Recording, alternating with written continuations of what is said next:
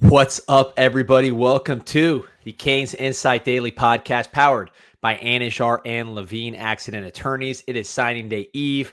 We're going live all signing day like we always do. It's going to be a lot of fun tomorrow. A lot to talk about. I'll drop an episode of The Bank here later on, give you the latest on recruiting as we head into it. And of course, we have Aman Richards on the show, as always, on Tuesday. Been a big week. CanesInSight rolling. We had Mario Cristobal on yesterday. That was awesome. Posted some clips here on the show. And then I got a full transcript on CanesInsight.com, which I strongly recommend you guys read through that article. He had some incredible quotes about Sark and running up to score and the SEC. It was awesome, man. He was super loose, super candid as he did his little media tour yesterday. Again, clearly trying to get the message out about why Miami deserves to be in the playoff, and just, again, really relaxed and happy with his team's performance. Going to be happy with your lawyer's performance. Call Anish and Levine Accident Attorneys. If you or someone you care about has been injured in an accident, you could be entitled to significant compensation. Dial 1-800-747-FREE, 1-800-747-3733.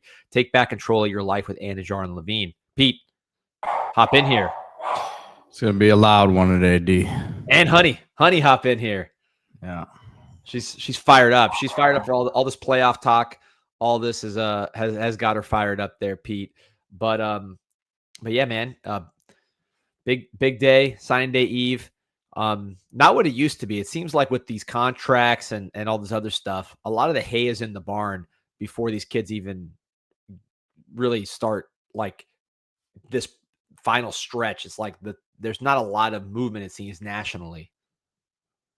Yeah, it's the fact that it's so early too, right? I mean, I grew up with the February, the first Wednesday of February, and have to give a shout out to my parents for always letting me, at least when I was in high school, I would always be sick on that first Wednesday of February, and it was allowed. So I give them a lot of credit there. They saw I didn't have much else going for me other than the recruiting, having some recruiting knowledge. So you might as well let them be. Well, you still were a Knight Award finalist, winner. What was the final? The Knight Ritter. What was the final tally? Silver Knight. I was a nominee. I was in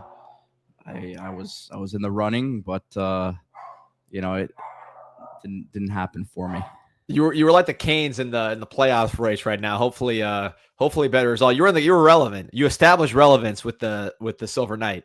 Yeah, and I was never able to take it to the next step. So hopefully Mario and staff can do that on that tropical Park Hill there. But yeah, man, no, we're fired up and got a very special guest here today. As always, it's Tuesday, so we had to bring in the man who's will forever be linked to Malachi Toney. When they talk about Malachi Toney breaking the record, they got to say which record it was before him, and that was Ahmmon Richards. Aman, how we doing? Doing good, man. Hey, I tell people, man, that's a great part about legacy things, man, and in history is that some things are always together, So, hey, I had a feeling, it was a game when I saw it was 91 yards. You just look at the math, receptions, and yards over the last few games. It was over with, and I've been doing it for a little minute, I mean, the kid has been electric. He seems like he's like getting even more comfortable and better as the weeks go on, as the season gets more like grindish, and it's a little tougher. It seems like he continues to rise and get better while, most guys around the country are kind of like still a little bit stagnant or kind of veer off a little bit. So, hey, man, shout out to baby Jesus. You got me. Hey, you got me, brother. Well, like DZ says, goat replacing a goat. It could have been a situation where, like, maybe a new coach brings in like one of these crazy passing offenses and it's some random dude that breaks the record just because of the offense and something like that. So the fact that it's this guy who, we got to say, he's probably the best freshman in the country, period, man. As Pete deals with his dog going wild right now. But, just talking about what you've seen with Mally down the stretch here, returning, running, throwing, catching, just how has his game evolved since he first got here?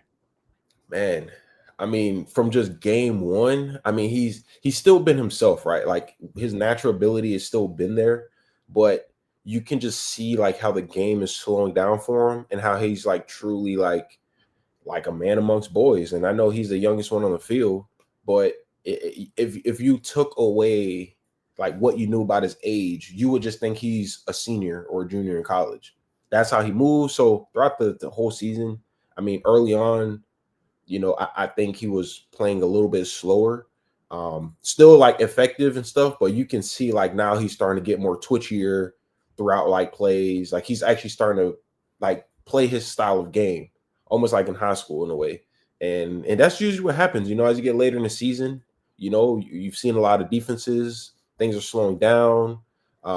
Yes, teams are trying to game plan for you, but when you're a guy that have seen a lot of different looks and coverages, it's easier to get open and do your thing. And I think that's what we're seeing now, where he pretty much has it by his fingertips. I mean, got Carson Beck trusting in him.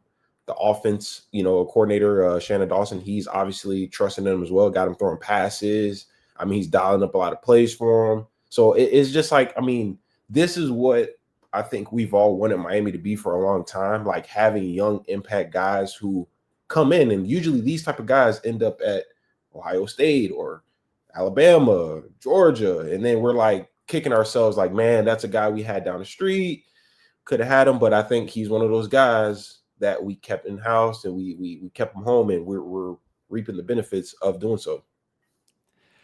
One thing with Malachi that I really noticed you've seen it all season, but you really saw it on some of the plays on Saturday that were more short yardage. His leg strength and his overall physical strength is underrated. I think you can tell he works hard in the weight room. You were a guy that dragged defenders. Strength was a big part of your game. Do you think strength might be underrated when it comes to playing the wide receiver position?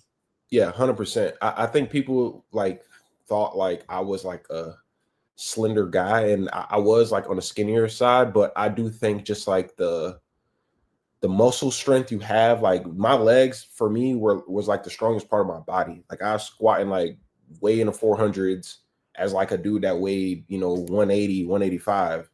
I think I was powerful. So I think when you have that like G-force, and like when someone's trying to tackle you at an angle and you have that leg drive, people do underestimate it, and that's why I see a lot of missed tackles from like linebackers to like receivers or safeties, because a lot of these guys are strong in the lower body. Like think of like someone like Casey Concepcion, strong in the lower body. Malachi Toney, strong in the lower body. That's just what it is, So yeah, I think Mally, has done a great job in the weight room. But if you really look at him, which I never really thought about, because I never seen him play in high school. Like I didn't go to high school games. I seen a few clips online of him making plays on some of the like social media accounts that cover local high school football. But I didn't know he was kind of stout. Like if you really seen him on the field, like he actually got some pretty good size to him. Like he has like baby strength. Like he looks like a little man baby, So that part is underrated. And I think teams like coming in I didn't think that was there. And then we've seen it throughout the year where teams like they're trying to treat him like a freshman, even in like the blocking game. Like you see him like continuously pancake someone or like hold his block. Like that's strength. Like guys can't get off the block when he locks onto him, So huge shout out to him. Like he's obviously doing his thing in the weight room. But I think he's a bigger guy than people like realize.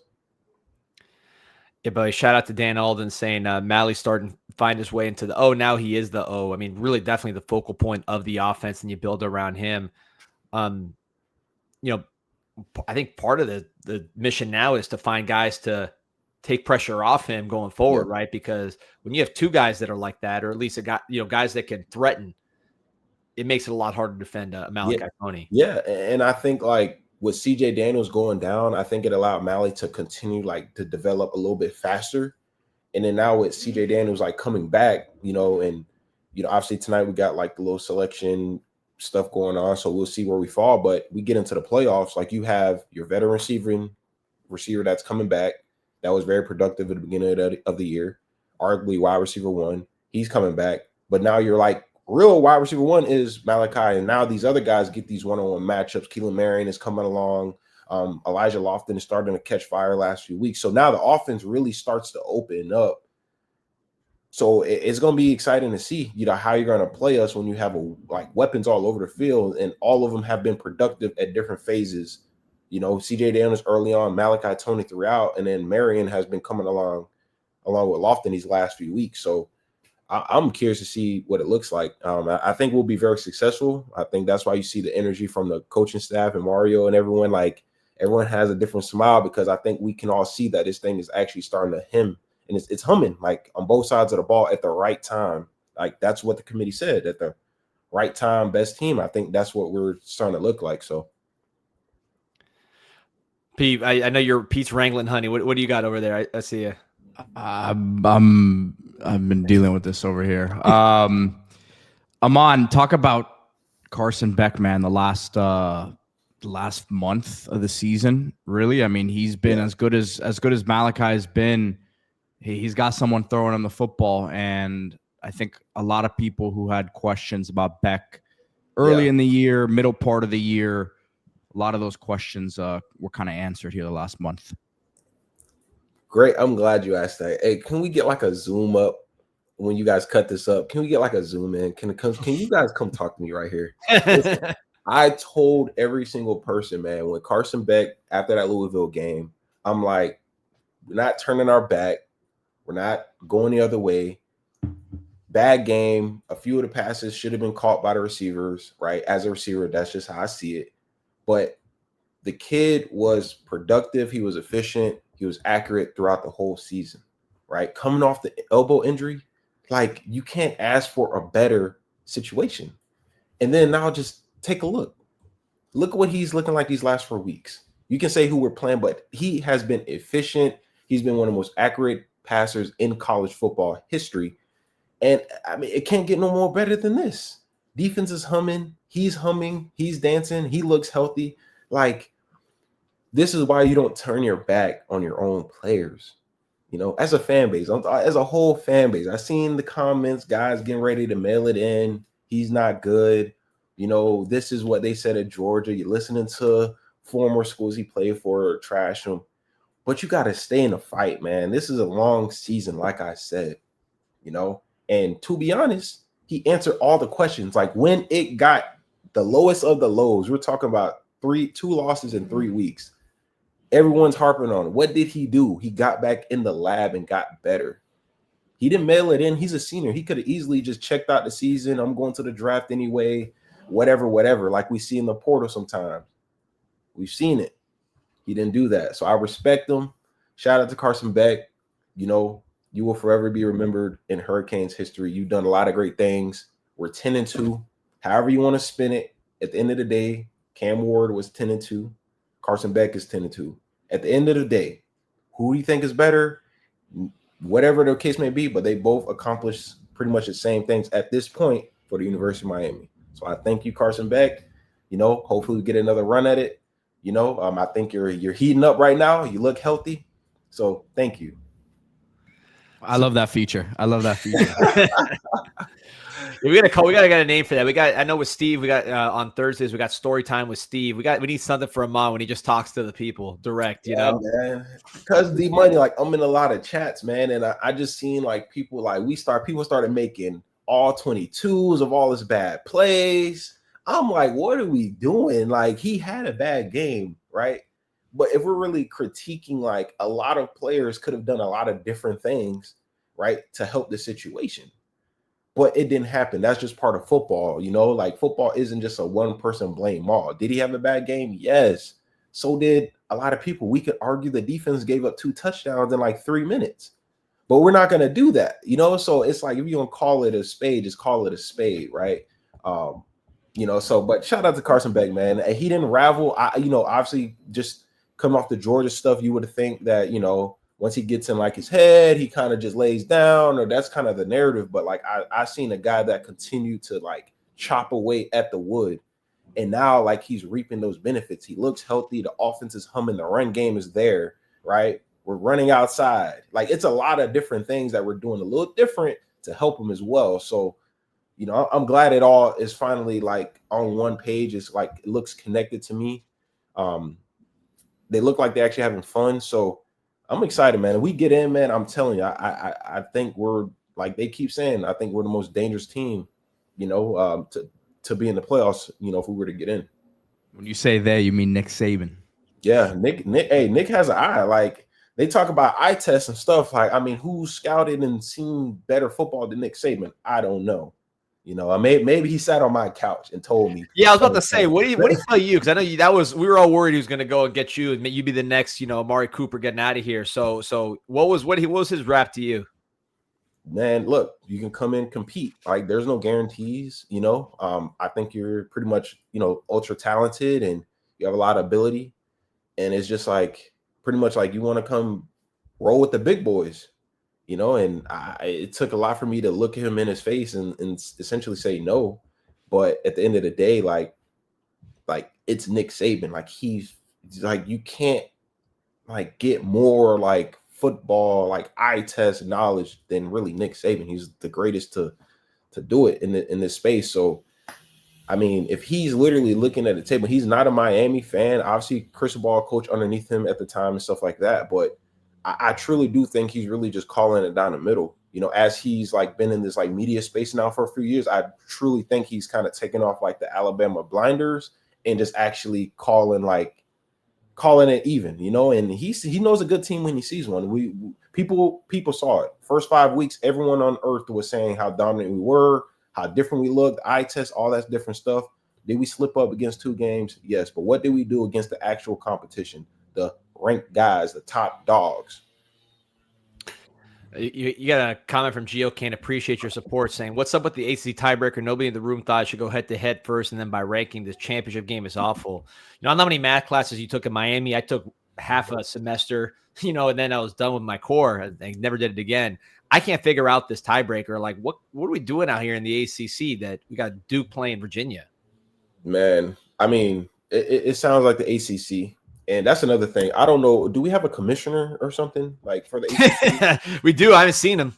I don't even know who. I literally didn't even know we had one, because it just seems like a lot of things just go unanswered and like we don't really know what's going on. But yeah, of course, we have some weird tiebreaker where, you can be a 7-5 team and still play in a conference championship game, and they're not trying to override anything. They're sticking to the Jim gun. Phillips. Yeah, Jim Phillips. Put some respect on Jim's name. He's got to earn it.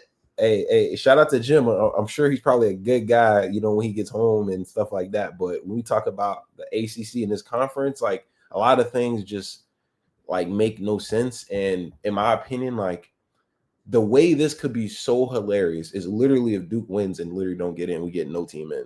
Like, that would be the most ACC thing to do. Essentially, like, shoot yourself in the foot in a way. But we'll see. It is what it is at this point. Like, I'm sure, like, if you're looking at it from like a football set, they're just going to allow the team that, like, essentially earned it to go ahead and play in the conference championship game.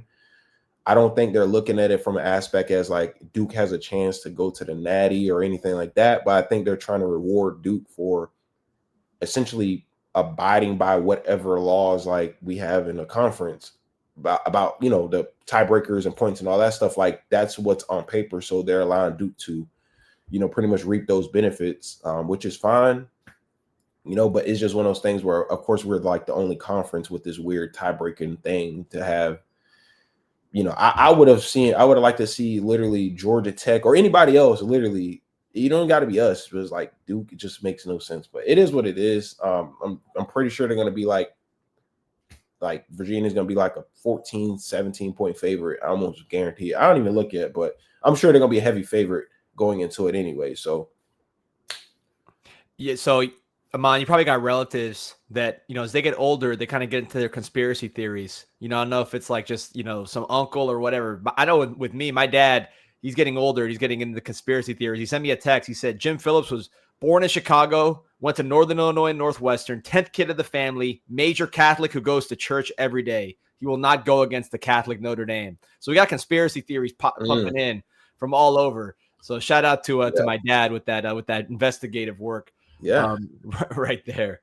But I know you got relatives like that. Yeah. I mean, you never know, man. I mean, people have narratives, they have agendas.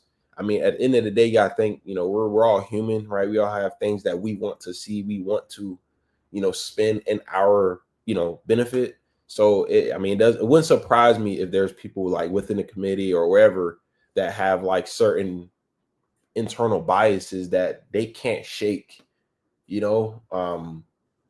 it's because that's just kind of how I see a lot of stuff shaking out right now, is that no one's going off actual, facts. They're just going off of previous stuff, how they thought Miami was back in the day, gold teeth, dreadhead guys running around. I just think that's just kind of how a lot of these people who are making decisions see the University of Miami, like they still living off past years. Kind of like if someone was like racist and they're like, don't like a black person because of, something back in the day, and they're like still believe like, a black person is like that to this day, or something along those lines. Like that's kind of how I feel like the like narrative or how they see a certain like team or logo or person is like it won't change because of like previous things.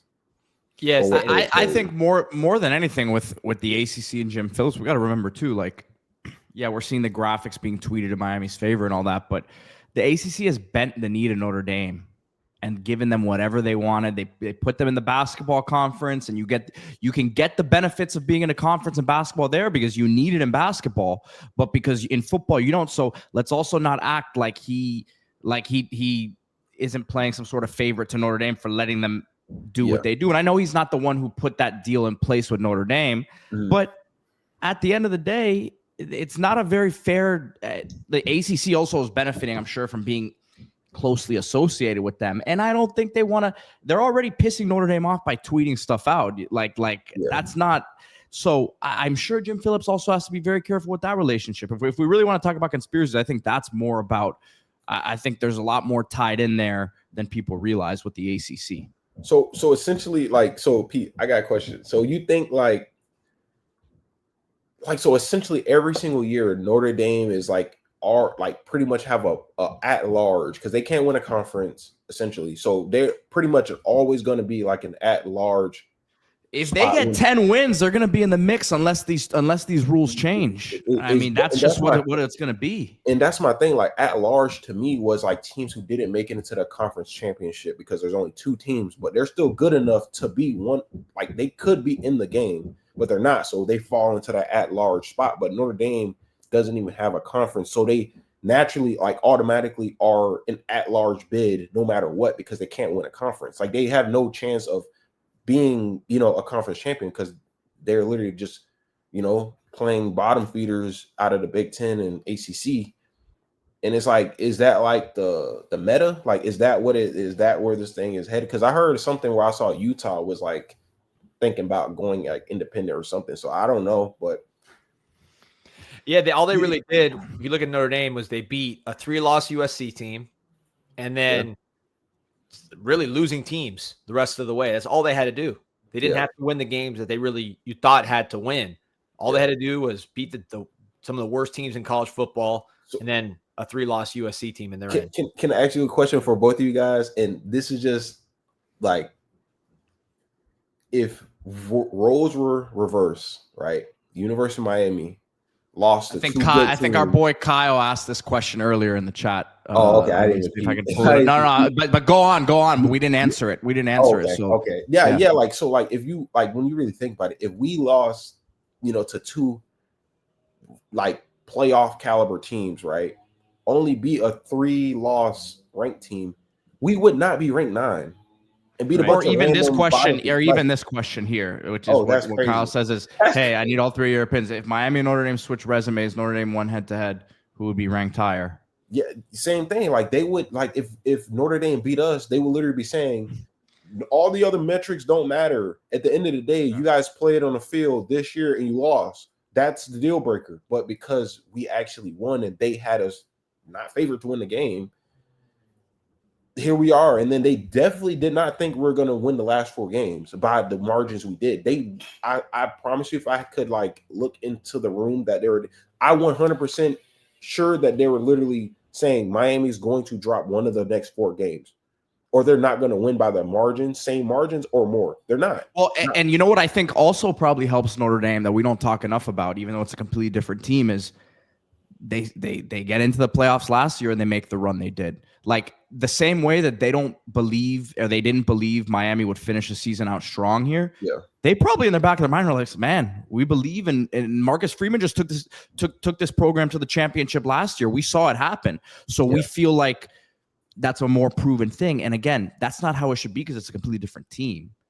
But I think all of these things creep into the mind of the committee. They've seen Notre Dame. They saw Notre Dame get there last year. It's a recent thing. I think that, again, there's a lot of certain factors that we don't really realize are in the back of people's minds, and I think that is that's one of them.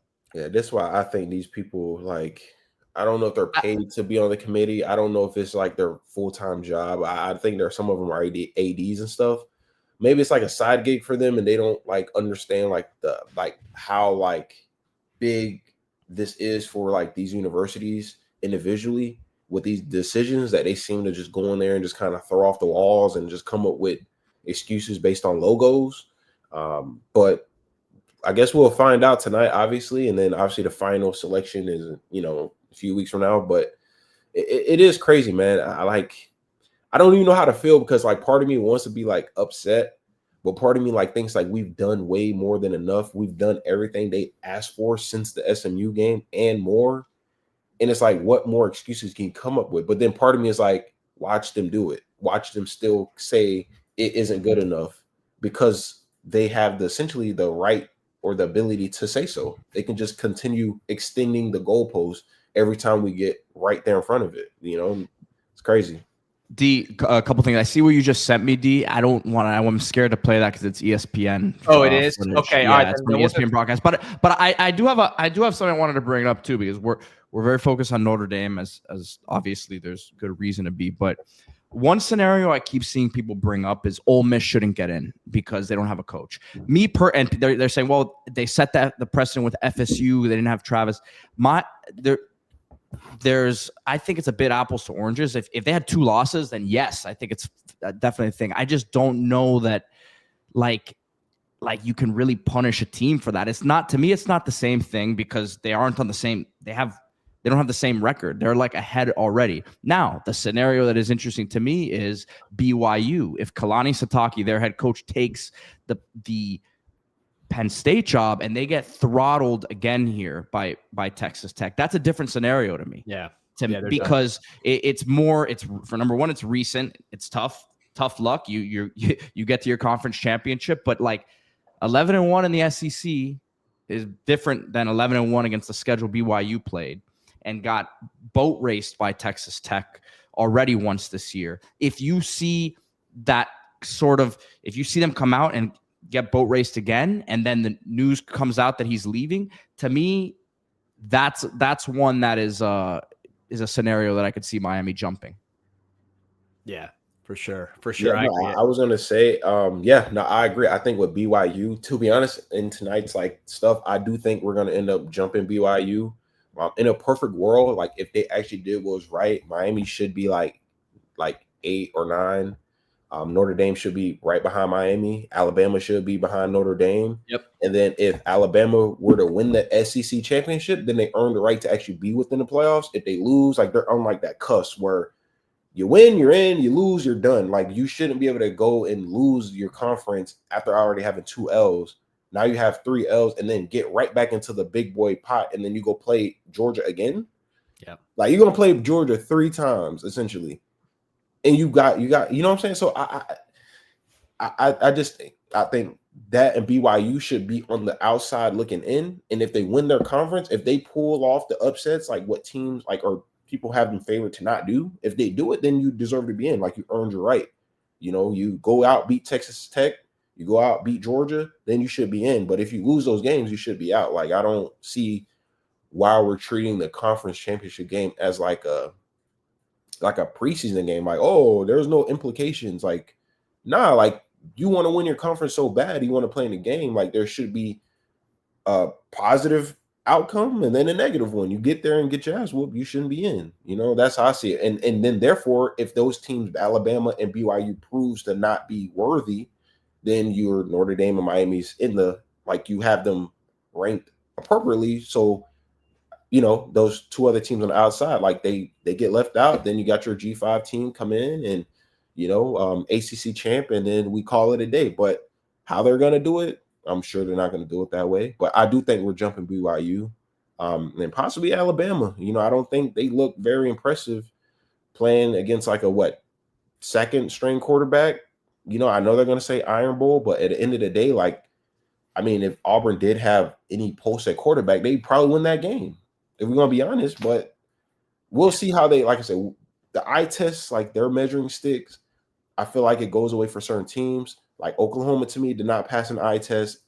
Alabama did not pass an eye test. BYU damn sure didn't pass the eye test. They were down 14-0 to UCF, and they were at home. Like, so, but that doesn't matter. You know, the eye test only gets brought up, you know, for Miami when you lose. So, but we'll see. Could not agree more. So, Pete, thank you for catching that about the Sarkisian quote. So I'll just bring up the quote itself because I want to get your thoughts on this quote from Sark. And then Mario, I talked to him yesterday, full transcripts available on CanesInSight, and he responded directly. And I want to get to these comments and see your thoughts. So Sarkisian of 3-loss Texas was, you know, making his case. And he said, you know, is it about beating good teams, blah, blah, blah, or is it don't play good teams? I guess he missed the Notre Dame game. Put up a bunch of yards, put up a bunch of points and make it look good. Throw fade route touchdowns with 38 seconds to go in your head, 31-7, so that the score looks better. So is the committee really watching the games? They're just looking at the stat sheet at the end of the game to say, oh, well, they won by this many points. They must have played really good. So Mario responded to that. I asked him about it directly, and I'm gonna pull up his response because I thought he handled it very well. Took multiple, I'll say shots, but I'll treat them as shots. So basically, I kind of asked the question. It was a leading question about Sarkisian and how he, you know, his team couldn't block Florida. And here's what he said. He goes, I heard that reference earlier today, but I get it. Everybody's trying to posture themselves for their programs, and I get it. But there's the fact of a common opponent between us and that particular coach, meaning Texas playing Florida. We had the opportunity to really dominate that opponent while that opponent dominated them. So that's pretty easily put to bed. Basically just kind of disregarding it like you don't even talk. Then he also explained, which he said, you know, we were up 31-7, and then they call a timeout, and he goes, it's not my job to stop our offense. It's not my job. Carson had thrown a pick. CJ's coming back from injury. They want to get better going forward. So we called the play. It was a great play. He goes, so that's what we did. We played Miami Hurricane football, and that's that. One more quote before I get to your response, Aman, because he took another shot at Sarkisian. And I asked him about ACC and SEC battles, and he said, Louisville really dominated Kentucky this week. Pretty sure Texas played an overtime game against them. Or was it Mississippi State? I think it was both, actually. So a lot of I like this. Hey, man, I like the petty Mario, man. Come on, that's what I'm talking about. Yeah, like we talking the facts, though. Like, I mean, anyone watching those games, like they were in dogfights, man. It took a miracle. It literally took them a punt return last minute for them to beat Mississippi State. You know, I mean, Kentucky, like they're in a dogfight with, and we just saw Louisville boat race them. Those are all facts. You get what I'm saying? So, I mean, look, Sarkisian, I'm sure, like, you know, Mario said, he's trying to prop up his team. They're saying and doing anything, right, to possibly, you know, get people on their side to get a hopefully at-large spot to move up 5 spots, right? I get it. But at the end of the day, like, yeah, he's right. We have a common opponent, right? Florida went up there and scored. I mean, they went to Florida. Florida hung 29 on them. Florida scored once against us. Like, it's just that right there just kind of ends that whole possibility of them possibly even jumping us or getting in, because we do have those common opponents. Same thing with Alabama. They got boat race versus FSU. And, you know, we physically impose our will against FSU, you know, which is, by the way, an arch rival, right? I mean, so, hey, I like what we're doing. I do think, like, I like when you see our coach, like, speak up and, like, actually kind of, not saying he hasn't, that's not what I'm saying, but I like this, how we're trying to kill the narratives, because sometimes you let a narrative go long enough and you don't speak up, it becomes true, you know, and that's just what it is. So I like that we're kind of dropping like the actual facts and data to back up what we're saying, because we're not just sitting here saying, oh, like, we want credit for the Notre Dame, you know, win or whatever. Like, no, we've shown you that we not only have that head-to-head, we've also have beaten common opponents to whatever team you want to put us against that's within our 2-10 like margins. We have common opponents. We've played opponents. Like, you can pull up the data, you know, and you can just not go off of, oh, I just think Notre Dame or whatever team's just better. Like, I just think they're better. Like, but they haven't proved that. They haven't beat us head up. They haven't beat common opponents by more. what more data do you want to look at besides just saying, oh, this is just what I feel? You know, Yeah. it's Adam Levine. Yeah, he also, Mario talked about the FSU Alabama game too, which that doesn't even exist, which is that FSU just completely boat raced Alabama. Pete, I was going to ask you, what you think, because the SEC glut, and we'll get Amon's thoughts. Like, who do you think should be left out of this SEC glut? I mean, do you think 5 SEC teams, forgetting the Miami Notre Dame question, you think 5 SEC teams? I mean, I don't think that's a lot of teams. I think they're all really good teams, though. I don't like, that's my thing, is that I believe Vanderbilt's a good team, for example. That's what I was talking about. And this is what I said yesterday, is that it's not the same Alabama and Georgia at the top, or LSU, right? Give them a few years, they might be there. But the depth of the conference is good, man. Oh no, it's the best conference. There's a couple bad teams at the bottom here. I think it's a darn good conference still. I have a tough time saying that again, people take me giving compliments to these other conferences as saying, "Oh, Miami shouldn't be in." That's not what I'm saying. I think Miami should be in. Under the way that it works, I have a tough time seeing a path that it happens right now, because they haven't had enough help, in my opinion, as I've said. Really hope it happens, but the SEC is a good. It's to me, it's still a really good conference. D. I don't think you look at any of those teams. You can say that you feel like Miami's better than them, but I don't think you look at any of those and say Miami's gonna definitely win that game. I think all of those teams have a really good shot. I think it's a 50-50 game with pretty much any of those teams. I think it's the best conference as far as the depth. I think the top's fallen off a lot. And I would say, if you look at last year, only 3 SEC teams got in, so not 5. And of those teams, Texas, they beat Clemson. It was competitive, but they won. They really should have lost to Arizona State a million times, and then they lost the next game. Tennessee, not even close against Ohio State. And who was the third team? Georgia lost to Notre Dame right away. So the 3 teams they went in did nothing. They were yelling for Alabama to make the playoff, and then Alabama goes and loses to a Michigan team, even though Alabama played all their players. So, I just think the SEC lately is the best conference because of their depth, but I don't think it's a conference that has 5 teams that are worthy of being in the playoff, because any one of those teams, yes, they could beat any team. They can also lose to any team because they're just very weak in certain areas. Yeah, no, I agree. I mean, look, go ahead. I think SEC obviously has like good talent. Like, they have some pretty good teams. Big Ten, I think, is a little lighter. I think those guys are at the top are pretty solid, and they got some pretty trash, in the bottom. So, I'm not entirely mad. I just don't.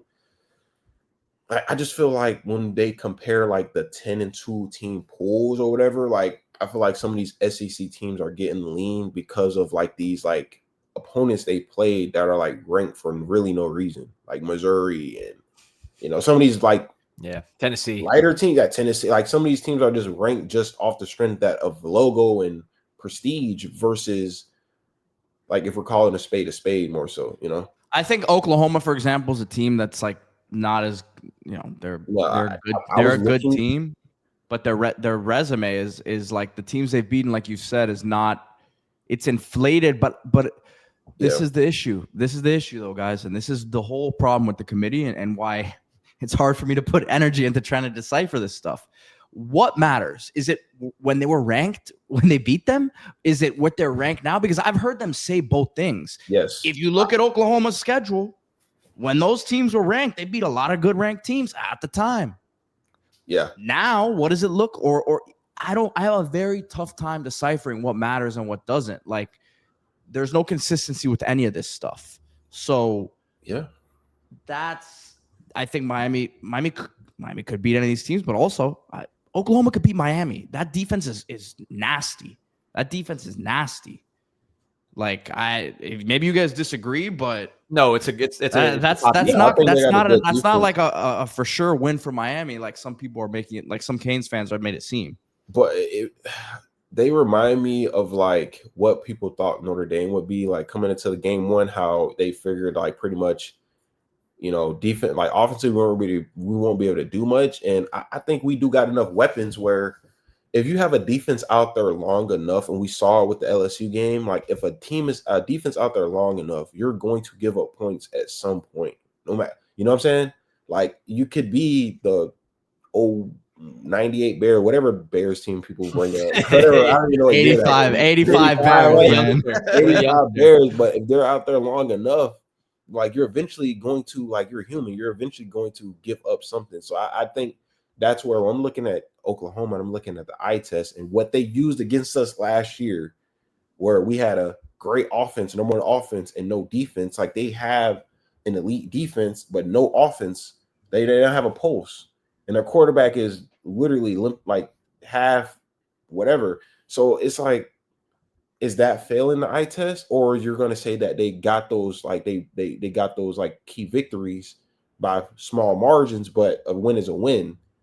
You know what I'm saying? But then they turn around and like don't want to give us credit for like our good wins. You get what I'm saying? They only bring up our bad losses. Well, and like the Michigan is a win for Oklahoma, but that was Bryce Underwood's second start. You know, it was a road game. Michigan's way better now than they were at that time, I would say. I mean, you could, if you're a Notre Dame fan, you could probably make that same argument. I know we're not supposed to say that out loud on the show, but you know, that was CJ Carr's first start. So I think it's just like, what do they choose to make? What do they want to choose as something that matters and as it doesn't? And at the end of the day, it just seems like they pick and choose what they want to make it fit the narrative that they've decided already in their head. And that's a problem I have, because I think a lot of other like, you know, media guys have said it. Like, I feel like there's no real like black and white, like clear direction, and like it's consistent. Like I feel like it's a lot of human like bias where they want their argument to be correct, so they move the goalposts for different arguments based on the teams they're trying to critique. Like Miami is under a different criteria versus Oklahoma. Then you have BYU, they're under a different one. Like it's all like changing based on what team is presented in front of them. Like, and I just think it should be like 5 different reasonings, and you just go off the 5 different reasonings, and that's your answer. Like that's black and white, not, you know what I'm saying? Like not, oh, like Miami lost, bro. We lost, you know, we lost these games last month. Like people keep bringing it up as if it just like took place 2 weeks ago. Like there's been 4 football games since the last loss. So it's like, when, like, is there like a cutoff? Like, when does it not matter? When can you say we have improved and been consistent? Like, how many games do you have to win to be consistent? Because I can tell you Oklahoma has won 4 straight. They give them credit for that. And they lost around the same time of year. I mean, they lost 2 and 3 weeks, just like Miami. I think the only difference is your losses, if you're Oklahoma, were to Texas, who at that time was, you know, still highly ranked, and then Ole Miss. So the problem is Miami getting knocked down, I think, so far at the time compared to what Oklahoma did. Pete, I'm looking at it right now. Georgia has been on an 8-game win streak. Notre Dame is on 10. Pretty much everybody else is literally at 5 and 4, like wins in a row. Like I'm talking about within the top 12. Obviously, the teams at the top, like Indiana is obviously 12 weeks. Ohio State 12 days, obviously undefeated.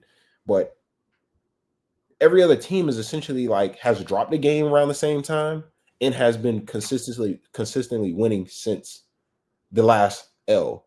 But somehow, like, we're the only team that the L keeps brought up, like, to like hurt our like conversation. You know what I'm saying? Like, why is that?